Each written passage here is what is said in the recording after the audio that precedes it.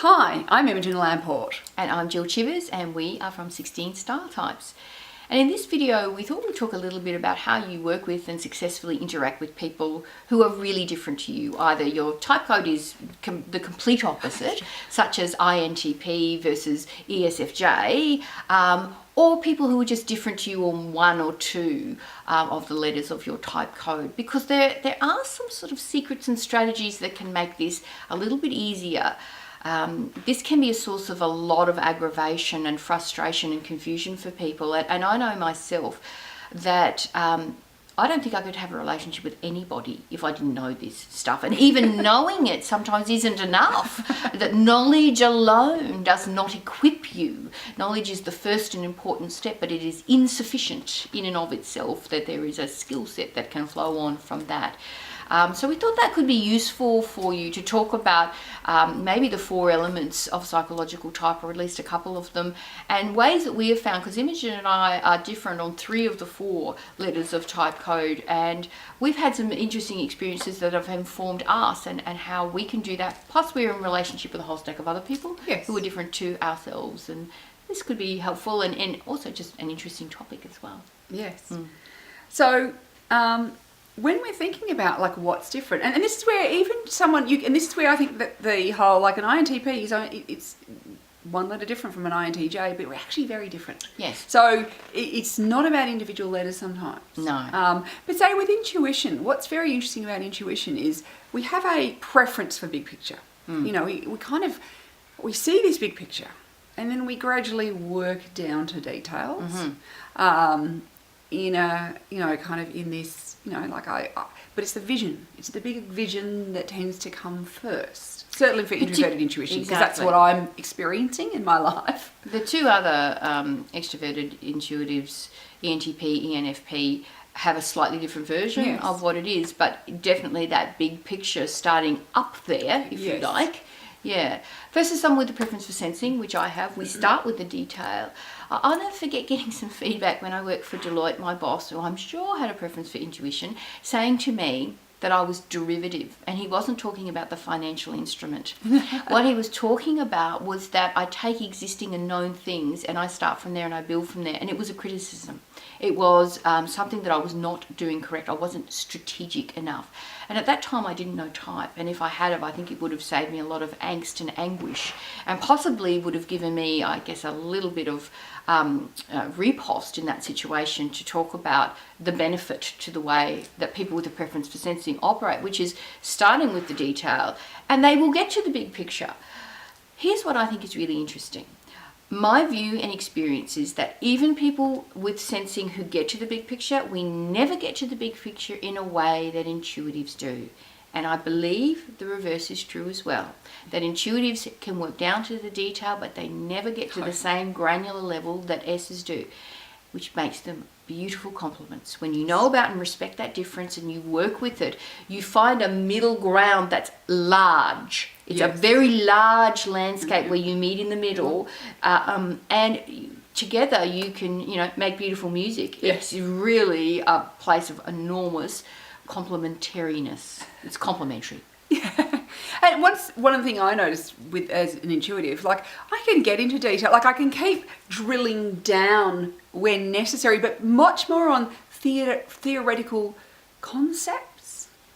Okay. Rather than where I can go, here's a big picture, and then I can drill down on this bit, and then I can drill, but it's still more staying in the theoretical concept. Right. Than the specific detail. Often. Because I think your experience of my detail is like grains of sand. It's too granular for you at times. And occasionally I'll be going, I can't even work out what you're trying to tell me because it's so detailed. Yeah. And I'll notice that I have to read questions, like if I'm doing an exam, I have to read questions a few times because it's very easy for me to skip a word. Right. And be thinking, oh yeah, I've got that thing. Yes. And I've actually missed some important detail. Yes. And I get the wrong answer. Yes. Not because I didn't know it, but because I haven't actually, read it. So I'm much more likely I might not notice that and I've done this sometimes on my blog, I've half written a sentence, got distracted. I have noticed that on a couple of occasions. And then written We'll just make up the rest of it, won't we?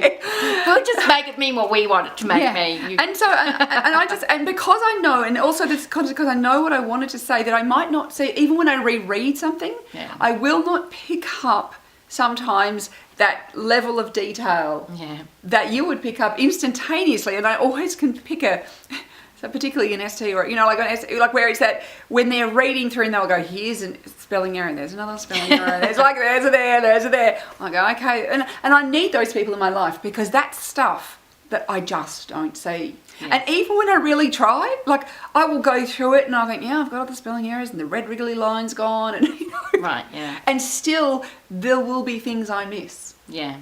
Sensing people often do say they can't get to the big picture if there's too many errors at a granular level. They cannot climb over the errors to get to the big picture, or climb over inconsistencies, or climb over whatever it is that the intuitive is saying is not important.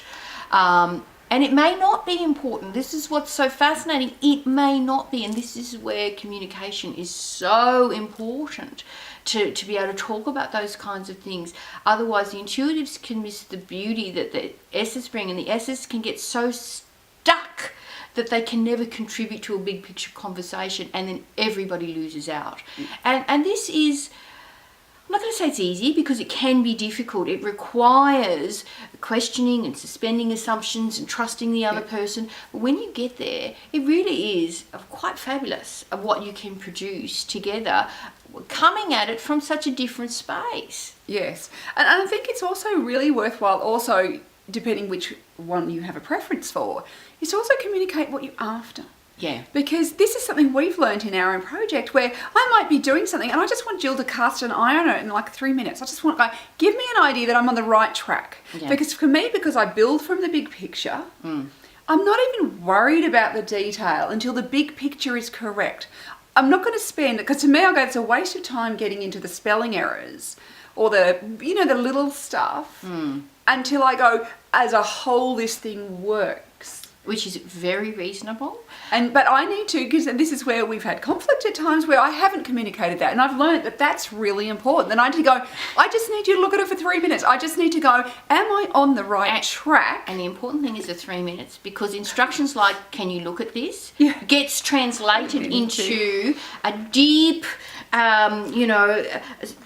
intricate, I've found 11 different ways we could look at this, and this is not what's required. And then 5 hours have gone by. Yeah, exactly. And I mean, it was funny, even when we were developing our reports, our style type reports, there was one type, who was like going, everything's perfect when we sent off the report for everything's perfect, don't change a word. And another type who was a sensing type. So that was an intuitive type. And a sensing type came back basically having copy edit, saying, I've spent the first, 6 hours copy editing the first 3 pages, which was not what we were after. We were after a big picture overview. And I will say the instructions to that person came from an N.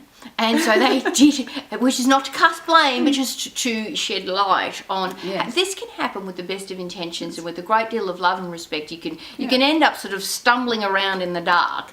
But you have a better chance, I believe, than with any other model of coming to a respectful place of communicating and allowing the other person to be themselves, and also getting some of your own needs met. I just think this is the best model. It is beautiful, it is generous, it is giving. It gives us a place to be able to interact with somebody who is so very different, that doesn't take anything away from that person or make them wrong, or make you wrong either. And of course, this is the source of a great deal of conflict between people, is feeling either the other person is wrong or out to get them, or that you are wrong, and the whole way you approach life just needs to be changed. And you can't live like that. That's just unsustainable. And I think this thing is we all have gifts.